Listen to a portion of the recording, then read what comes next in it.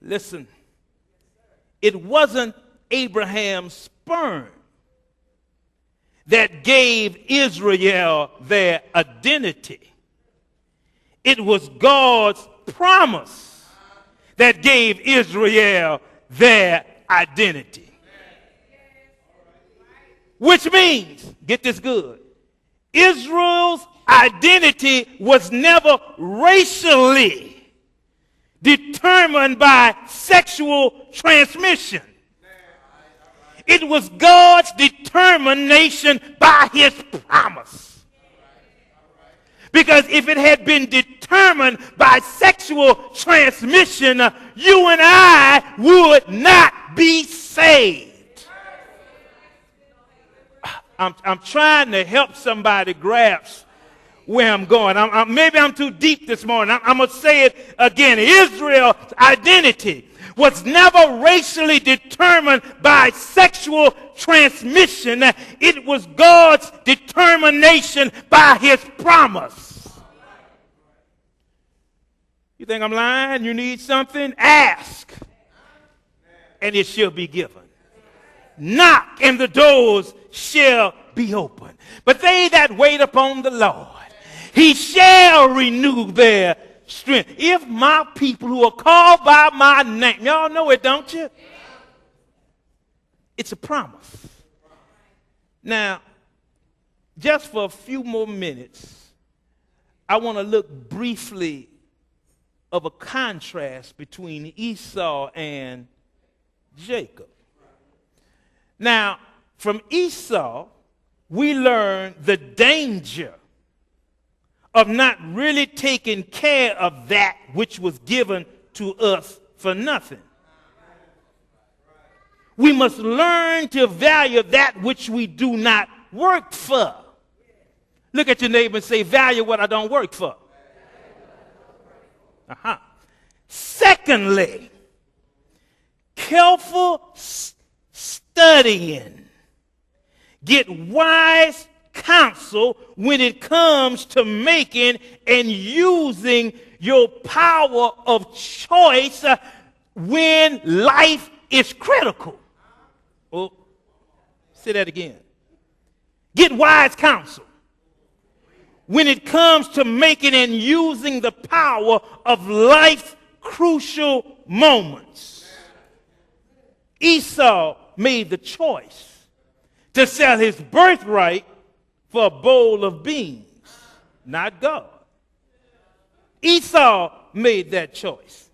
And God's foreknowledge of knowing what Esau would do caused him not to hate Esau, but to hate the choice Esau would make, because he did not value or would not value his birthright.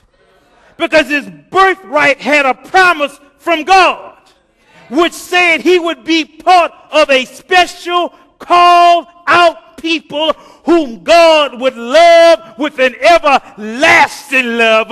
No matter what they did, God would still love them. Now that's deep. Esau did not value or care about that meaning. He really did not care to be a part of God or want God as his Lord. Wait.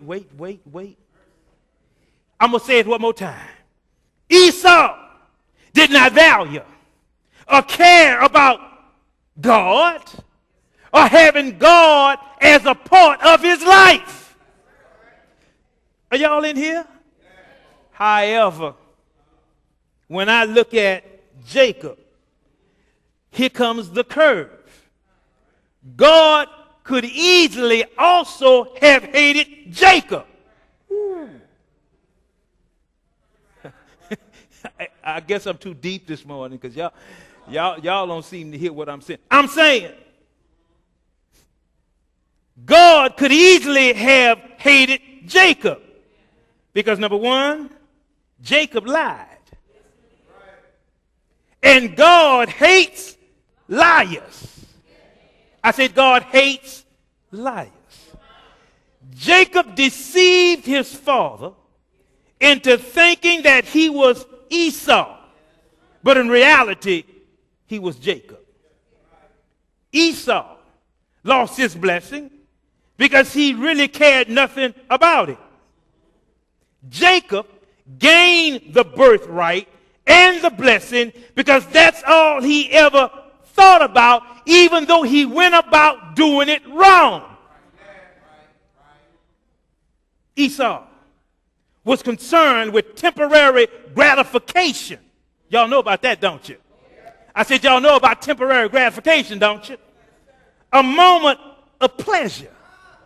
Jacob was concerned with a higher calling, a holy blessing. In other words, Esau said, I want it right now. Jacob said, I will wait on it, but I will get it. So then, Jacob the liar becomes Israel the prince of God. Now listen, the sins of Esau's life was a complete story, the end. But the sins of Jacob's life was but the episode of his career. Ooh. Esau never repented, never asked for forgiveness. But there was one time when Jacob wrestled with God.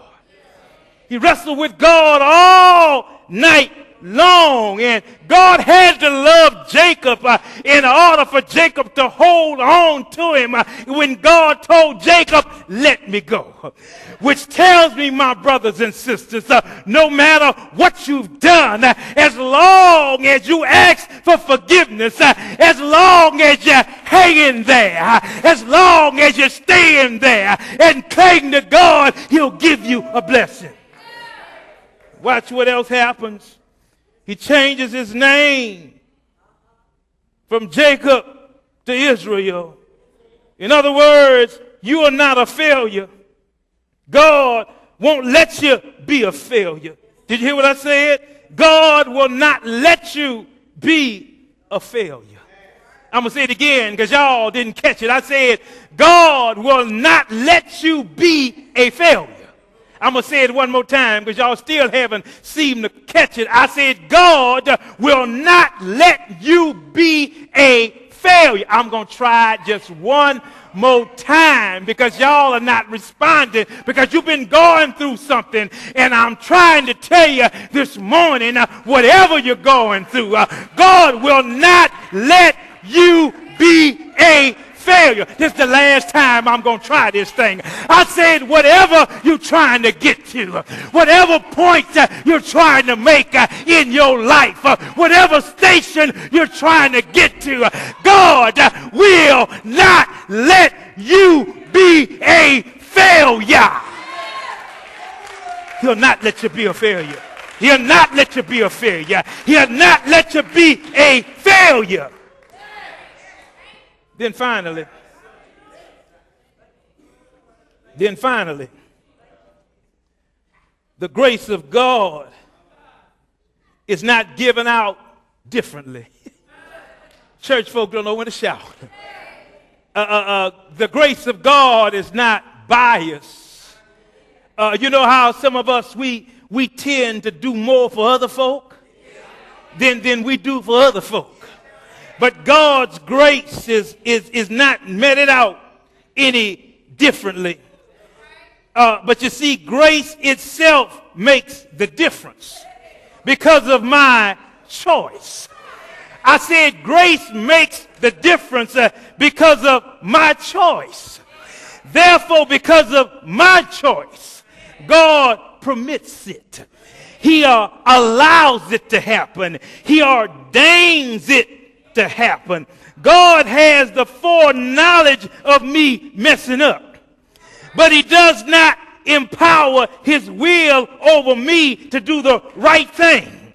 But because I am his child, I said because I am his child, he walks and he talks with me because I take Jesus with me everywhere I go.